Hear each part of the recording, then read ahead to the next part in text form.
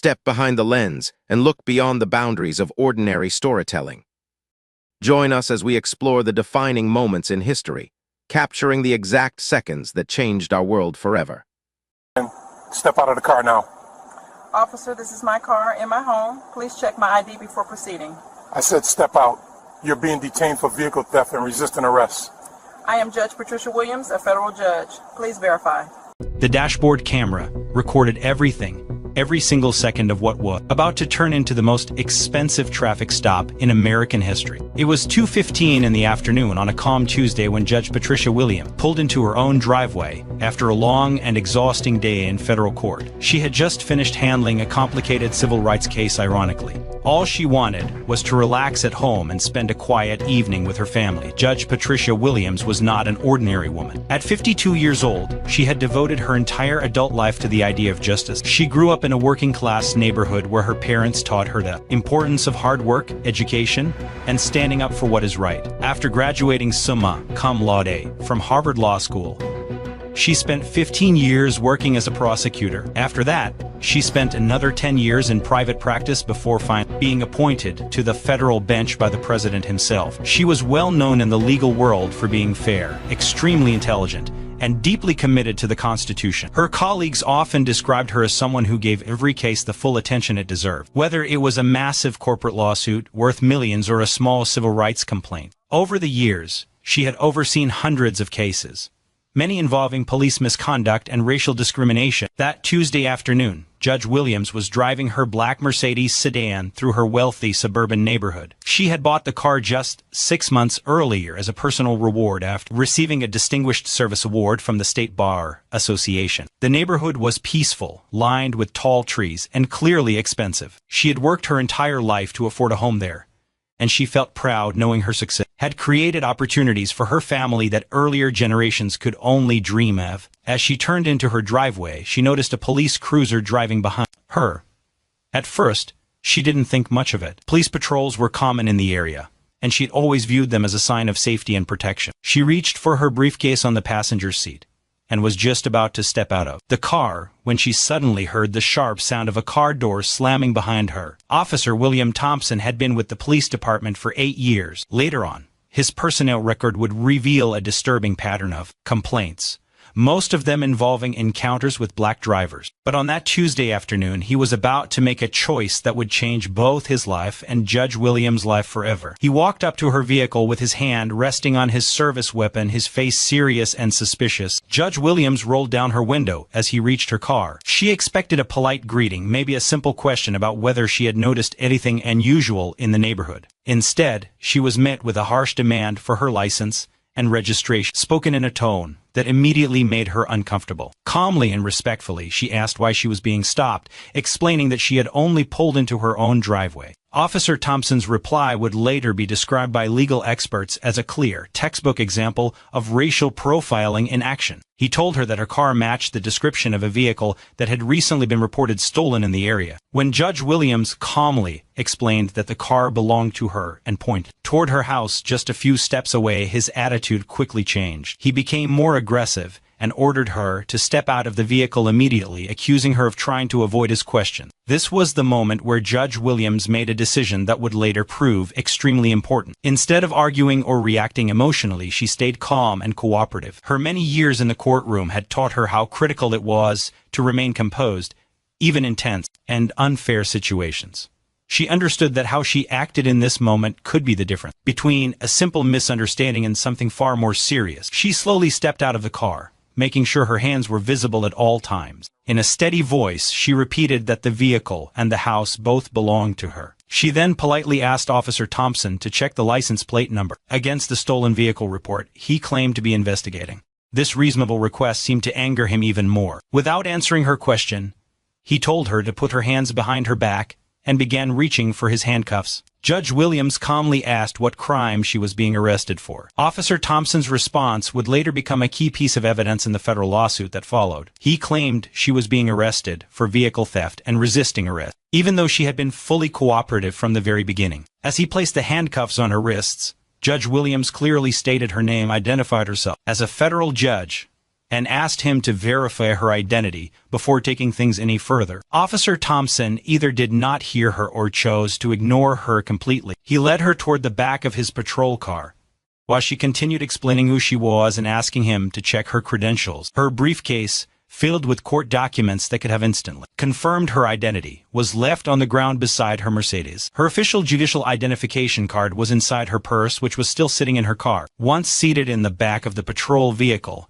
Judge Williams remained remarkably calm. She had worked with law enforcement officers throughout her career, both good and bad ones. She understood the system better than most and could clearly see that the situation was spiraling out of control because of assumptions and prejudice rather than facts. What she didn't realize at the time was that several neighbors had witnessed the entire encounter and were already making phone calls. Mrs. Eleanor Davis, who lived directly across the street, had been watering her garden when she saw the police cruiser pull up behind Judge Williams' Mercedes. She watched the entire interaction and immediately sensed that something was very wrong. Having lived in the neighborhood for over 20 years, she knew exactly who Judge Williams was and what she did for a living. Mrs. Davis quickly called her husband, a retired attorney, and described what she was seeing. He told her to start recording everything she could and to contact the police department right away to report what appeared to be a serious case of mistaken identity. By the time she reached for her phone to begin recording, Judge Williams was already sitting in the back of the patrol car. Another neighbor, James Mitchell, was walking his dog when he noticed the disturbance. He recognized Judge Williams immediately,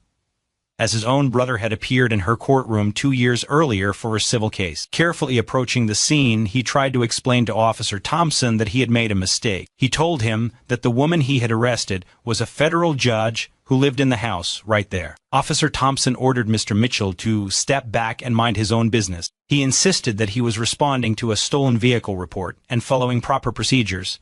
When Mr. Mitchell continued, saying he personally knew the woman in the patrol car was Judge Williams, Officer Thompson threatened to arrest him for interfering with a police investigation. Quick question for you watching.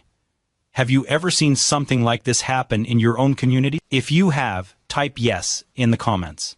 The situation was about to get much worse before it got better. Officer Thompson radioed for backup, claiming he had arrested a suspect in a vehicle theft case who was now pretending to be a federal judge. His tone suggested he believed this was some kind of elaborate trick. Within minutes, 2 more patrol cars arrived, their red and blue lights flashing and turning the quiet street into a public scene. More neighbors stepped outside, drawn by the noise and confusion. By this point, Judge Williams had been sitting in the back of the patrol car for nearly 20 minutes, the handcuffs dug into her wrists, and she could feel the stares of her neighbors as the humiliating moment unfolded in front of everyone. She had presided over many cases involving police misconduct, but living through it herself felt completely different. The sense of helplessness she experienced in that moment would stay with her for years. The backup officers seemed confused about why they had been called. Officer Sarah Martinez, a 12-year veteran of the force, immediately sensed that something wasn't right. She approached Officer Thompson and asked him to explain what had happened. His story was disorganized and inconsistent. He claimed there was a report of a stolen black Mercedes, but when Officer Martinez asked for specific details, he avoided giving clear answers. Officer Martinez then walked over to the patrol car where Judge Williams was being held. Through the window, she saw a well-dressed, professional woman who clearly did not match the image of a car thief. Judge Williams looked directly at her and calmly repeated her name and her position as a federal judge. This time, someone was actually paying attention. Officer Martinez went back to Thompson and told him they needed to confirm the woman's identity before taking things any further. She explained that if the woman really was a federal judge, they were walking straight into a legal disaster that could ruin careers. But Thompson refused to back down. He insisted she was lying and said criminals often create detailed stories to get out of trouble. He claimed he needed to take her to the station for proper processing. That's when Mrs. Davis stepped forward with her phone in her hand. She had been recording from her front yard and now walked right up to Officer Martinez. She introduced herself as the woman's neighbor and said clearly that the person sitting in the patrol car was Judge Patricia Williams. She even pointed out the white colonial house right behind them and explained that Judge Williams lived there. Mrs. Davis offered to show her the video recordings and gave contact information for other neighbors who could confirm the judge's identity. Officer Martinez immediately realized how serious this was. She radioed dispatch and asked them to run a check on Patricia Williams to confirm who she was and what position she held. Just a few minutes later, dispatch came back with the answer: it was true. Patricia Williams was a sitting federal judge. The dispatcher's voice sounded urgent while delivering the message, and Martinez could hear concern in the way the information was relayed. Thompson's reaction made everything worse. Instead of apologizing right away and releasing Judge Williams, he got defensive. He claimed she should have identified herself properly from the start. He said her behavior seemed suspicious and insisted he had followed protocol. Officer Martinez knew that wasn't true. She knew the dashboard camera had been recording the entire time, and she understood that Thompson's story wouldn't survive once the footage was reviewed. Judge Williams was finally released from the patrol car after 35 minutes of being detained. When the handcuffs came off, she rubbed her wrists where the metal had left red marks. She stayed calm, but people who knew her could see the controlled anger in her eyes. She thanked Officer Martinez for being professional, and then asked for the names and badge numbers of every officer involved. Then Thompson made one final mistake, one that would later cost him dearly. As Judge Williams picked up her things and got ready to walk into her house, he approached her and suggested they could forget the whole incident if she was willing to let it go. He hinted that filing a complaint wasn't necessary and said things like this happened all the time. Judge Williams looked at him with the same cold, steady stare she used for the worst offenders in her courtroom. She told him clearly that this was not a misunderstanding. It was a serious violation of her constitutional rights. She explained that behavior like his was exactly what destroyed trust in law enforcement, and she said she would be using every legal option available to her. By then, the neighbors who had seen everything began coming closer. They offered support and gave their contact information so they could be witnesses if needed. Mrs. Davis handed Judge Williams the video she had recorded. Mr. Mitchell gave her a written statement describing what he saw. Even neighbors who had never spoken to her before came forward shocked and angry that something like this could happen on their street. Officer Thompson left that day thinking he had made a mistake that would fade away in a few days. He had no idea he had just triggered a legal chain of events that would expose years of misconduct and cost his department nearly $1 million. His own patrol car's dash cam had captured everything, including the moment he refused to listen, even when multiple people tried to correct him. That evening, Judge Williams called her family and closest friends and told them what had happened. Her daughter, a first-year law student at the time, was so upset she wanted to drive home immediately. Her husband, who was a physician, was furious and wanted to file complaints with every agency he could think of. But Judge Williams understood something important. Rushing into legal action without planning carefully would be a mistake. Instead, she did what she had trained herself to do her entire career. She started collecting proof. She gathered evidence, studied the laws that applied, and met with attorneys who worked on civil rights cases. She also wrote down every single detail of what had happened while it was still fresh in her mind. She understood that if she was going to fight for justice, she had to do it the right way, carefully, clearly, and with strong facts. The next morning, Judge Williams called in sick to court for the first time in more than 3 years. Instead of going to work, she spent the whole day meeting with lawyers and civil rights organizations. And soon, word of what happened began spreading through the legal community fast. Federal judges are supposed to receive a certain level of respect and protection because they help uphold the Constitution. So when a federal judge is treated with the same discrimination she has spent her career trying to stop, it shocks the entire system. Officer Thompson showed up to work the next day like nothing had happened. He wrote an incident report describing the situation as a normal traffic stop that ended with a simple case of mistaken identity. He left out some very important details. He didn't mention that he ignored multiple attempts by Judge Williams and by witnesses to explain who she was. He also didn't mention that he held a federal judge in handcuffs for more than half an hour based on nothing but racial profiling. His supervisor, Sergeant David Morrison, reviewed the report and immediately felt something was off. Morrison had been in law enforcement for over 20 years, and he could tell when a report sounded cleaned up on purpose. The facts didn't make sense. Why would someone steal a car and then drive it straight into the driveway of the house they supposedly lived in? Why would a car thief stay calm, offer identification, and say she was a federal judge? And most importantly, why hadn't Thompson confirmed the stolen car report before deciding to arrest her? Morrison pulled the dash cam footage and watched the entire encounter. What he saw made his stomach drop. He could clearly see Judge Williams staying calm and respectful. The whole time, he could hear her repeatedly giving her name and explaining who she was. He could see neighbors stepping in to confirm her identity. And worst of all, he could hear Thompson getting more dismissive and more aggressive every time someone tried to correct his obvious mistake. By Thursday morning, Morrison was in Chief Rebecca Walsh's office playing the video on his laptop. Chief Walsh had been leading the department for 6 years, and she had worked hard to improve relationships with the community and reduce complaints about officer behavior. But as she watched the footage, she realized all that progress could be destroyed by one officer's terrible decision-making. The department's legal counsel was called in right away. Attorney Michael Rodriguez watched the video and immediately told Chief Walsh they were looking at a possible federal civil rights lawsuit, one that could cost the department a huge amount of money. He explained that detaining a federal judge because of racial profiling wasn't just a public relations problem. It was a serious constitutional violation at the highest level. At the same time, Judge Williams hired civil rights attorney David Chen. His firm had already won several major cases against police departments across the country. Chen reviewed the evidence Judge Williams had collected and told her she had one of the strongest cases he had ever seen. He said the dashcam footage alone strongly supported racial profiling. But when you added Thompson's personnel file and the witness statements, it showed some bigger years of misconduct that had been allowed to continue without real consequences. Chen filed the federal lawsuit on Friday morning, exactly 1 week after the incident. The complaint said Judge Williams' 4th and 14th Amendment rights were violated. It stated she had been unlawfully detained and treated as a suspect only because of her race. The lawsuit named Officer Thompson, Sergeant Morrison for poor supervision, and the entire police department for keeping policies that allowed racial profiling to happen. As soon as the lawsuit was filed, it became major news. In that area, a federal judge suing her own community's police department was something people had never seen before. Legal experts interviewed on the case mostly agreed Judge Williams had strong reasons to sue. Professor Linda Martinez from the local law school told reporters that the dashcam footage looked like a clear, textbook example of racial profiling. Officer Thompson was put on administrative leave while both the internal investigation and the federal lawsuit moved forward. For the first time since the incident, it finally hit him how serious the situation really was. He hired his own lawyer, and after reviewing the evidence, the attorney gave him some hard news. Thompson was likely going to lose his job,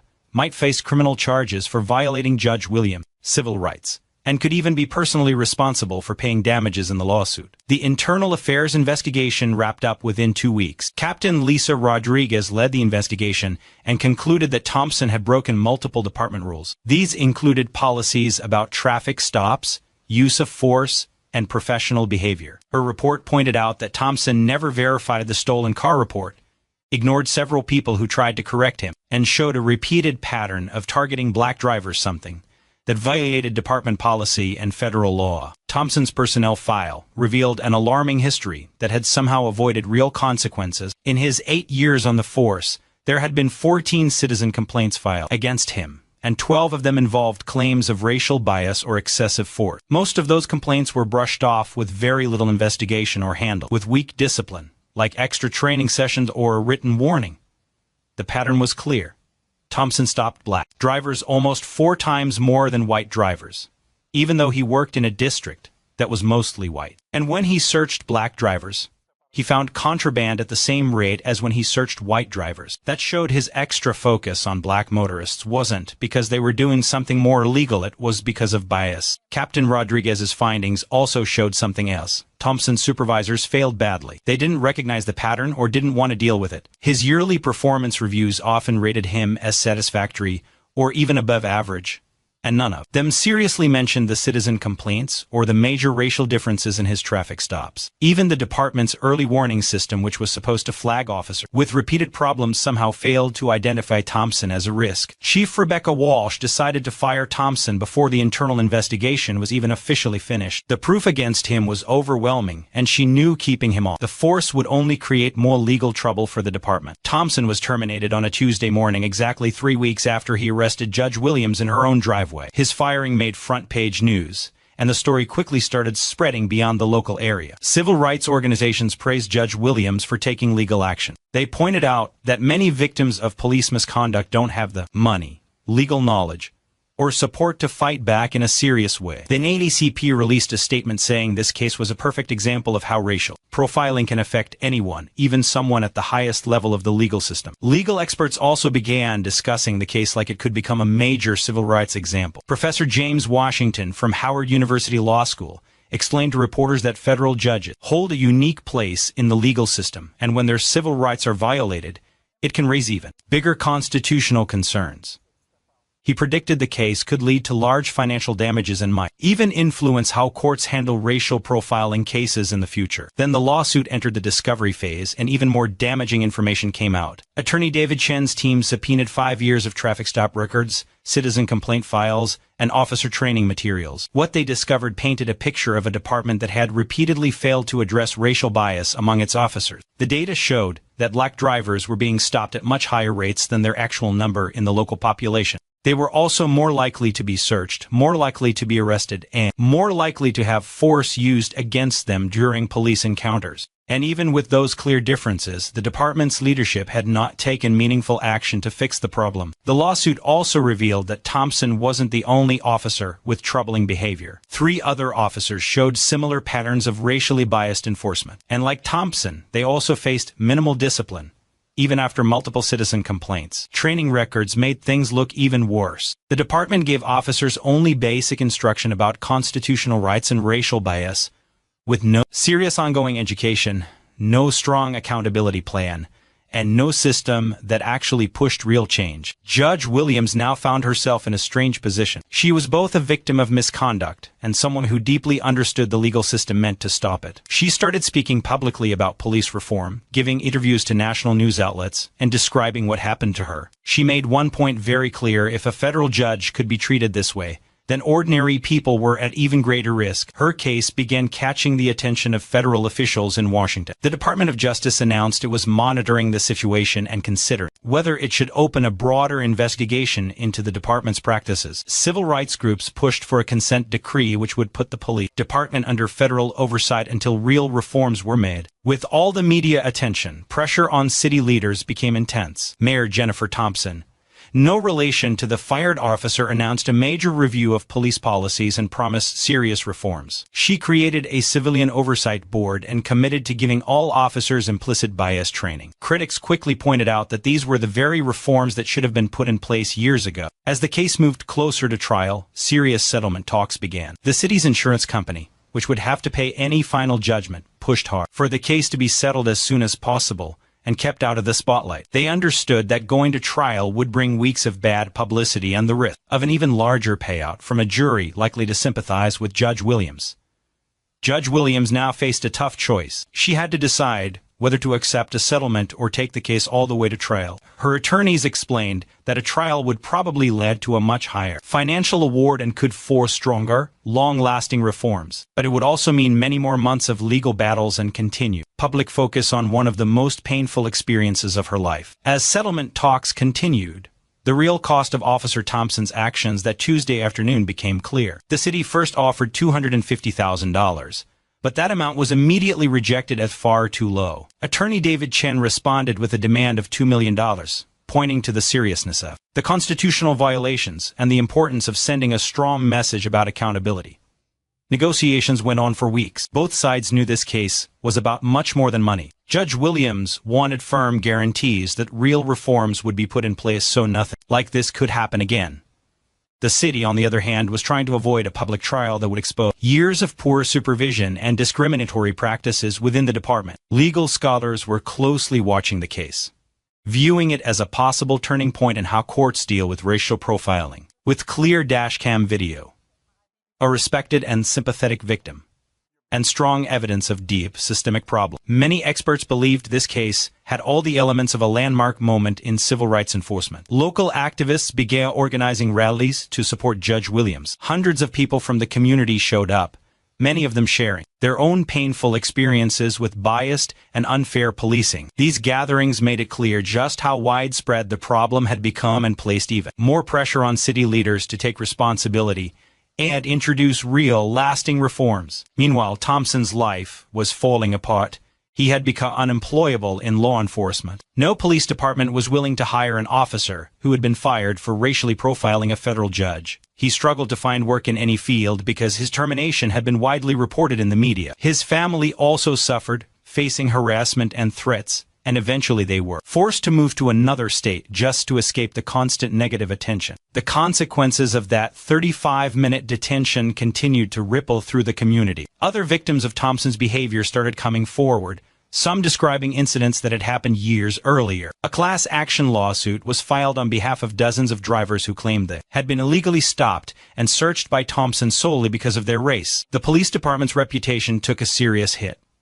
Hiring new officers became difficult as qualified candidates did want to join an organization tied to racial profiling scandals.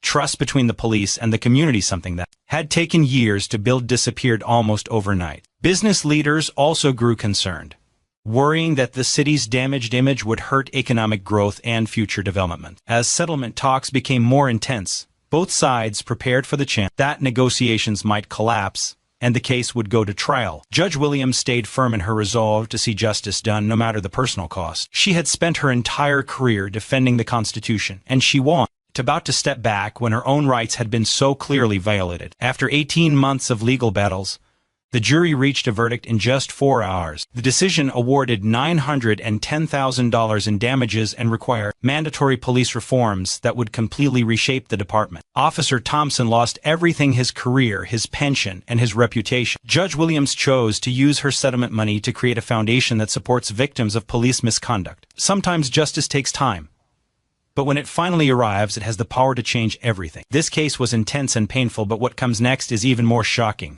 Every historical record holds a profound story waiting to be carefully uncovered. Every story we explore is a deliberate step closer to the ultimate truth. Thank you for joining us on this vital journey of discovery today.